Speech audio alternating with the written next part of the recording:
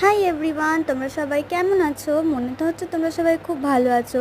তো আমি এখানে রেডি হয়ে গেছিলাম কোচিংয়ে যাওয়ার জন্য, আর যেই বেরোবো দেখেছো কি অবস্থা, ঝিরিঝিরি ঝিরিঝিরি করে বৃষ্টি পড়তে শুরু করে দিয়েছে।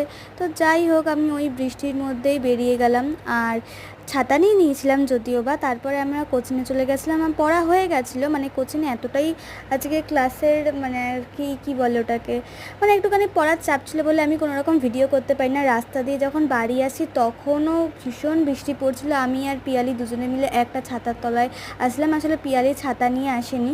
তো যাই হোক, এখানে দুজনে মিলে ঝগড়াঝাটি করতে করতে যাচ্ছিলাম, আর তারপরে আমি চলে এসেছিলাম বাড়িতে। ও ওর বাড়ি চলে গেছে, আমিও আমার বাড়ি চলে এসেছিলাম। মানে মেয়েটা একটুখানি ভিজে গেছিলো, কারণ আমার বাড়িটার সামনে আর ওই বাড়িটা একটুখানি পরে, যেহেতু আমি তাড়াতাড়ি বাড়ি ঢুকি, তো ওই কারণে ওকে আর কিছুটা দূর এগিয়ে যেতে হয়েছিল, মানে ওই মোটামুটি 1 মিনিট আর কি ওকে ভিজতে হয়েছে।